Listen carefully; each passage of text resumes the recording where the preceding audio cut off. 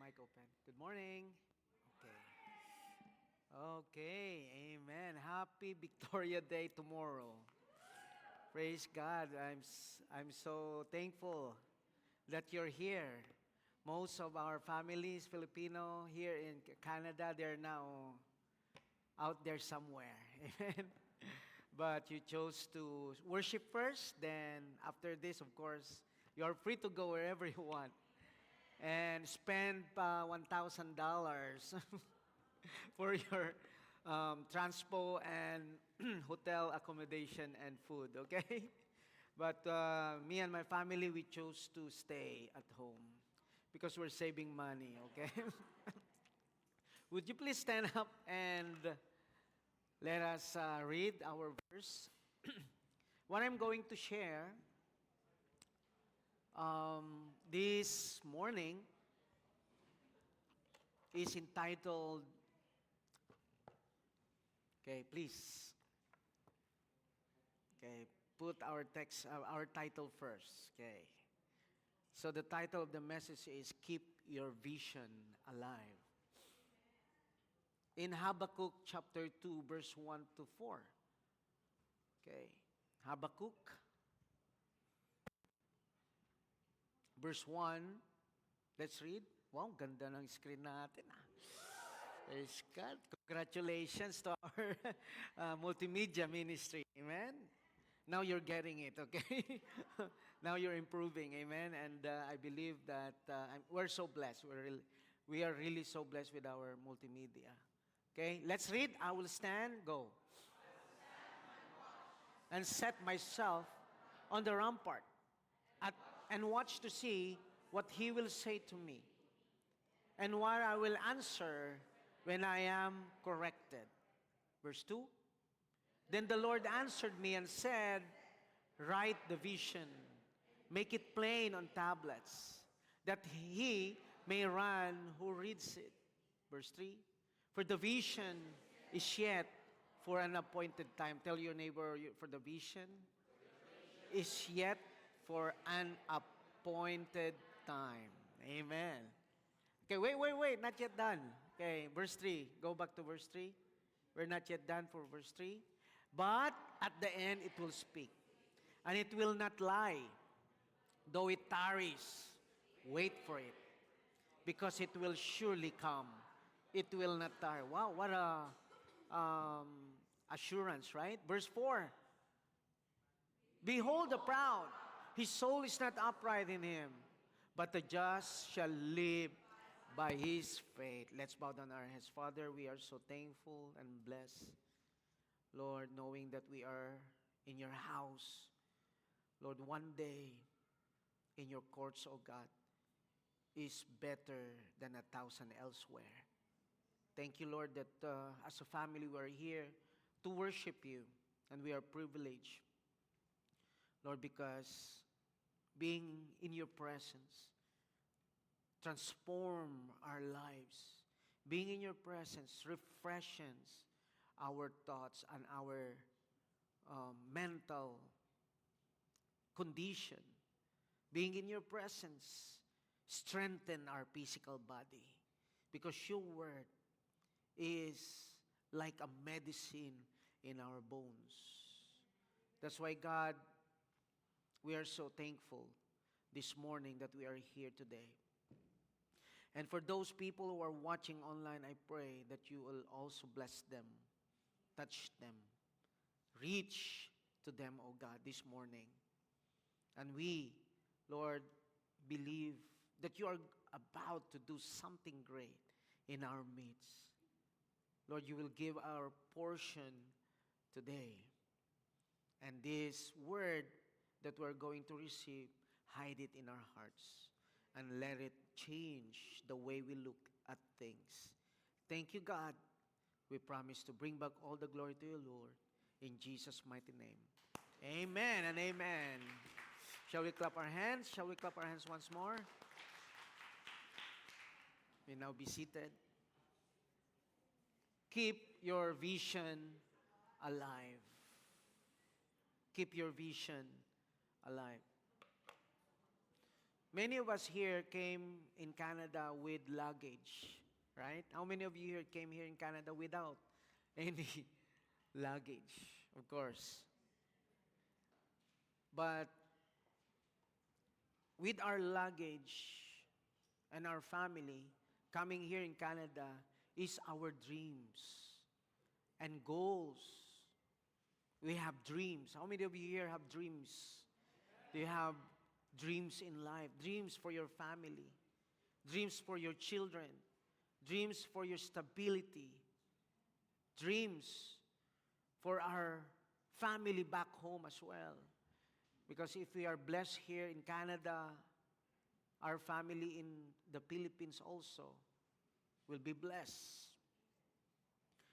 And dreams that our lives will become better, better than before, better than our former life. Those are our goals and our dreams. Some left successful. They're already successful in the Philippines. Maybe some of you here are doctors, engineers. But when you came here, you work in Tim Hortons. You're doctors. But here in Canada, you're PSW. Imagine that. You're successful. You work jobs that you never imagined doing. You have sacrificed your comfort in the Philippines, right? Is it comfortable living in the Philippines? If you have a lot of money, right? Amen. But you sold all your lands, even your houses, and your carabaos, dogs and cats. You sold everything just to come here to build a better life for your family. You sacrifice your status, your comfort over your status. Amen? In exchange with your precious time with your family.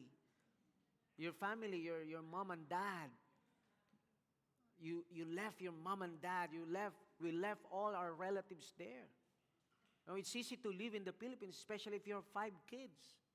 There's a lot of neighbor who could take care of your kids. Just bring one there, and one there. And you could work, amen? Could do whatever you want. But here, you are taking care of your kids at the same time studying and working. So hard. But you've been sacrificing for your dreams, for your visions.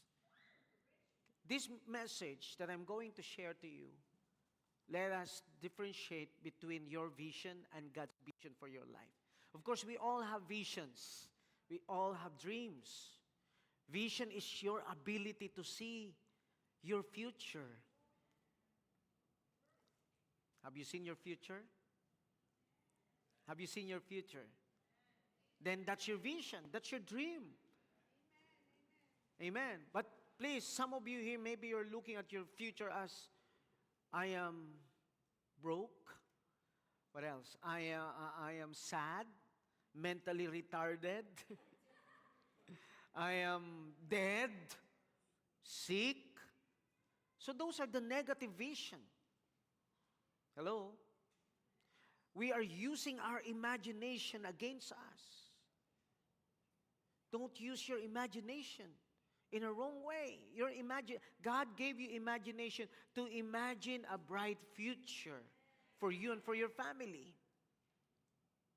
Now, if you combine faith with your dreams and your goals and your future, then it's called vision.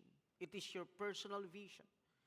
But I'm going to tell you that God has a higher vision. Higher than your vision, higher than your goals, higher than your dreams. And this vision involves a lot of people. Not only you and your family, but also your community.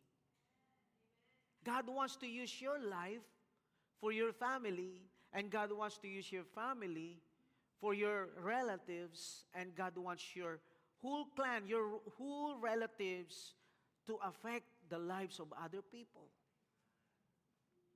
So we as a church is living in this vision. That's why you belong in a church.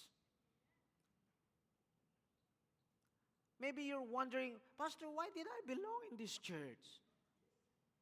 Number one, because you are a Christian. You should belong into a spiritual family. Number two, that spiritual family, God has a vision for them. For that spiritual family, for that church. And the vision for that church is to reach the community, to affect other people's lives. That's why when you invite people, then you are starting to fulfill God's vision for your life. Not only for your own vision, but God's vision for your life. Now the challenge is, this journey that I'm talking here, when it becomes difficult, the vision, my personal vision, and the vision of God for me and for my family and for my life and for my community, if it becomes difficult, now it becomes blurry. Kasi nga, nagiging mahirap. Nagiging malabo na. Lumalabo yung vision. Could you please check the vision of your neighbor? Maybe something is distracting his vision. May muta siguro. Bakit check mo nga? Maaring ikaw. Check, come on. Remove all the dirts in your eyes. So this morning, we're going to remove all the blurry vision. God is going to remove the blurry vision. And once again, keep our vision alive. Buhayin ni Lord yung vision sa puso natin. Amen. At first, we were full of faith. We were so excited. We believed that everything would quickly fall into places. Remember when you first arrived here in Canada? Wow, you are so hopeful. Amen. Everything will be okay. Wow, I'm now in the land of my dreams. I'm now in the land flowing with milk and honey. Because there's Nivea milk and there's a lot of honey in Shoppers. Amen. Land of flowing with milk and honey. Wow, this is my dream for my family. This is my dream for my life.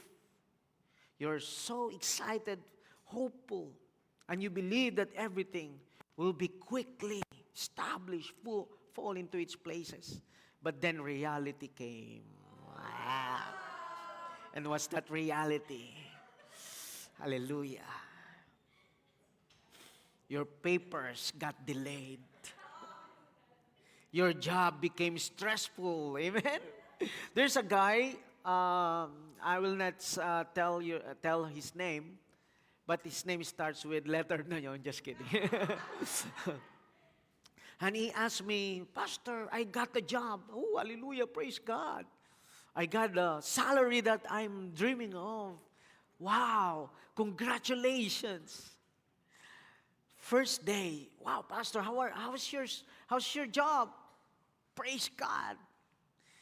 It's really the job that I'm looking for, the job that I'm praying for. Then after a week, how's your job? Pastor, I didn't imagine that it's so stressful. So stressful. Because I'm receiving good salary. They even give me a lot of benefits, and yet the boss is so strict, so stressful. That's the reality. Amen. Amen. It became stressful. The bills increase. Loneliness becomes real. The waiting becomes painful. Everybody say painful. Yun, naghihintay ka na, mahirap na. Sometimes quietly deep inside, you began to ask yourself, is this the dream that I am praying? Is this the life that I'm asking from the Lord? Lord, did I really heard from you? Is this your goal for my life, for my family? Is this still your plan for me? Amen. Why is this thing happens right now? I don't understand. I don't get it. I'm so confused right now. Amen. Habakkuk was in that same condition. You know, who's Habakkuk? His name is so strange, right? You don't even name a person Habakkuk or a child Habakkuk. Haba Pepsi, probably, but not Coke. Habakkuk. Haba Canadian Dry. Amen. Canada Dry, not Habakkuk. Habakkuk, he's a prophet of the Lord, and he's called a minor prophet. Major prophets are Elijah, Isaiah, Jeremiah, who else? Ezekiel. These are the major prophets. Daniel. But Habakkuk is considered as the minor prophets. Why minor prophets? Because these prophets, they just wrote a few chapters in the Bible, few words. God spoke to them. God gave them the message, but it's not that so big. Amen. It's not that big message. Unlike Isaiah, he got a vision from the Lord, a big message from God. And God used him to extend this message, to proclaim the message to the Israel. Did you know that Isaiah became naked just to get the attention of the people? Yeah, he removed his clothes. And he gave the message to all the people. Naked, I don't know, maybe not naked. Probably, maybe he's just wearing like brief or something. During the time, they have an inner clothing. So naked means probably he's not wearing his top clothes. Just to get the attention of the people. Jeremiah was called the weeping prophet. Why? Because he was so lamenting. It was during the time where the Babylonian took captives the Israelites. So he was so weeping, crying, and whenever he delivered the message of the Lord for the people, he's always crying just to get the attention. Hosea, did you know Hosea married a harlot? God used him to describe the spiritual condition of the Israelite against God. It's like God is saying, you are harlot. You people of God are harlots. You Israelite, you are like harlot, committing adultery, sin against me, and yet I still love you. Why? Because Hosea keeps on getting his wife from harlotry, forgiving her and accepting her despite of. That's the love of God for you. Wow, what a message, right? These are the major prophets. But how about Habakkuk? Amen. I believe this message will summarize the whole book of Habakkuk, Habakkuk the prophet. I think it's just three chapters in the Bible. That's why you are so privileged. Tell to your neighbor, you are privileged. You are blessed because you are present this morning. Amen. You will get a first-hand blessing from this message. Keep your vision alive. Tell to your neighbor, keep your vision alive, brother. Keep your vision alive, sister. So Habakkuk was confused. Why? Because during his time, I'm just giving you a little bit of his background. It was before God took the Israelites from Israel. It was before the Babylonian took captives the Israelite people. And you know the reason why Babylon came to Israel, it is because of God's judgment. And we're to say judgment. They were so wicked. Judah is wicked. Samaria is wicked. The northern kingdom, the southern kingdom, They're living in wickedness. They're forsaking God. They have their own gods. They're putting a lot of idolatries, mountains that they worship, these strange gods. So God became angry at these people. And God said, I'm going to judge you. And people during those times were so wicked, and even the kings were wicked. So everybody there were wicked. Masama. They forsake God. Why? Because the leader forsake God. What happens if a country forsake God? Everybody forsake God. What happens if a leader is a godly person? That's why I am so thankful. And are you still praying for the Philippines? Pray for the Philippines, please. So that God will establish leaders who are godly there. And we have 3 branches of the government. The judiciary, legislative, and the executive. The executive, you know who's the leader there, okay? The president. The legislative, the senators, and the congressmen. And the judiciary, right? How many judges? 14 judges. And some associate. What do you call the leader of the judges?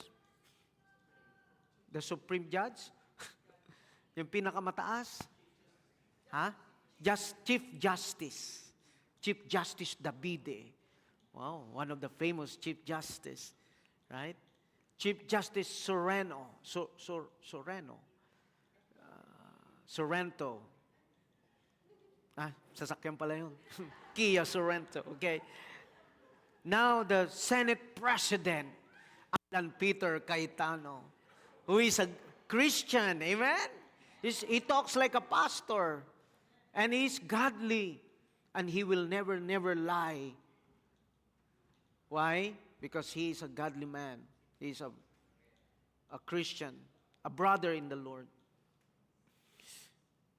But here in this country, they were so wicked. The leaders were so wicked.